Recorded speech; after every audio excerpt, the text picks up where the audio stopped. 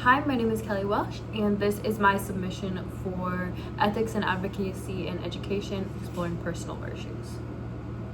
Our virtues flow from our values and show what kind of a person that we are at our core. The virtues that we possess as educators really determine the type of classroom environment that we have and the qualities that we will pass down and model to our students. The GCU's College of Education identifies 4 domains of values, and those are civil, moral, performance, and intellectual. We all excel in certain areas and virtues, but I believe that I most possess and demonstrate the following virtues from each of these areas. In the civil area, I believe that I excel in justice and fairness. I'm a person who really cares deeply about justice and equality, and I strive to make it part of my personal and professional life in the way that I think, speak, and act. In the moral area, I believe that I can excel in compassion. I'm a very empathetic person, and I strive to act on that empathy whenever I can. For performance, I believe that I excel in perseverance. I'm a person who does not give up easily, and I tend to find a way through my struggles and to grow from them rather than letting them get in my way. Intellectually, I believe that I excel in reflection. I'm a person who takes time and is mindful about reflecting on what I've done well and what I can improve on in the future. I believe that each of these 4 virtues will really help me to create an inclusive classroom. Justice and fairness, in my opinion, is really the foundation of an inclusive classroom. Justice is mentioned countless times in the Bible, and we see God's hand in promoting and upholding justice throughout the entire story of history. When justice and fairness are prevalent in the classroom, the natural tendency will be to promote what is just and use curriculum, language, and everyday decisions that support that virtue and belief.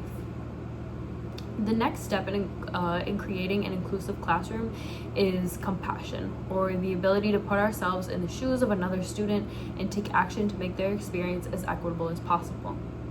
This may look like making sure a hungry student doesn't go without breakfast, that an emotionally overwhelmed student has a safe place to open up, that a student with special needs is receiving what they need to excel, or that every student feels seen and represented through the curriculum and the decisions being made every day.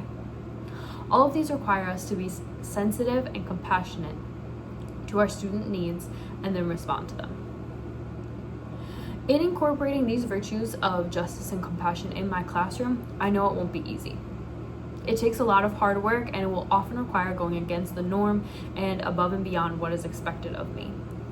Although they're amazing ideals, they will require a lot of my perseverance, and especially when they do not play out as easily as I would like. Finally, I believe that reflection will help me as I try to intentionally incorporate these virtues in my classroom.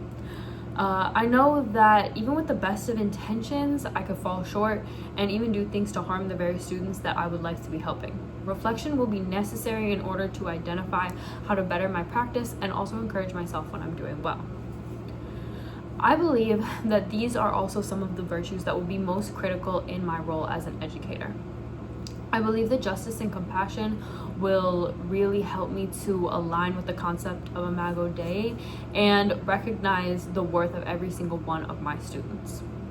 First of all, I believe that justice comes straight from the heart of God, to recognize that every single person is made in His image and worthy of an abundant life in and through Him.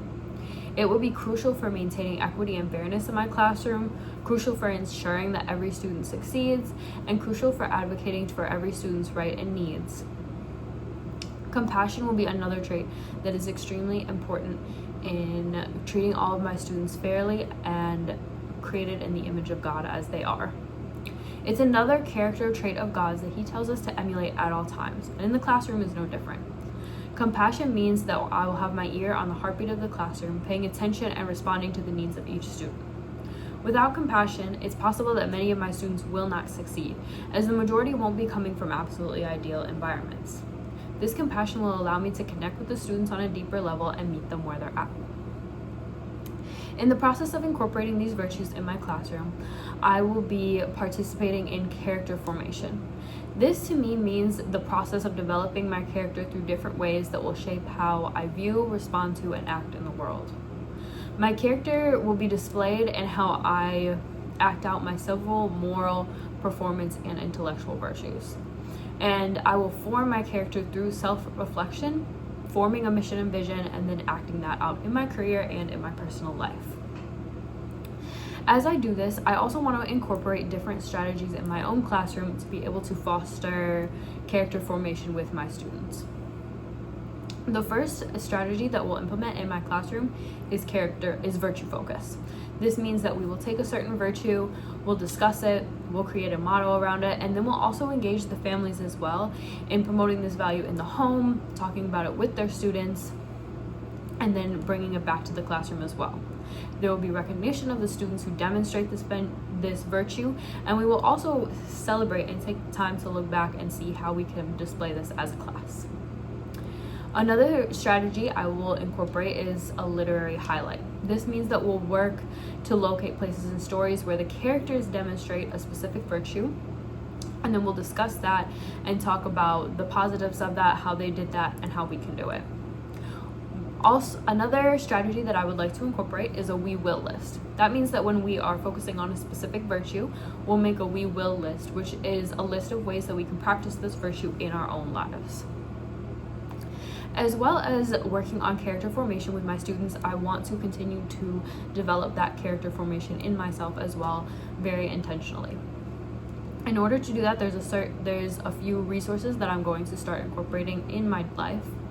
The first of this is the Canyon Center for Character Education, which has lots of resources on character development, both for me as an educator and also for my students. I'm also a big reader, so I went ahead and made a list of books that I would like to read or listen to that will help me in this. The first is The Road to Character by David Brooks, Character Still Counts by James Merritt, The Character of the Christian by Tim Challies. I also want to continue to incorporate regular reflection, quiet time, journaling, and things like that in my own life so that I can take what I'm learning, really reflect on it, and make a plan for how to incorporate it in my life. Character formation and displaying these civil, moral, performance, and intellectual virtues as an educator is vitally important, and I plan to grow in these areas throughout my career as an educator and beyond.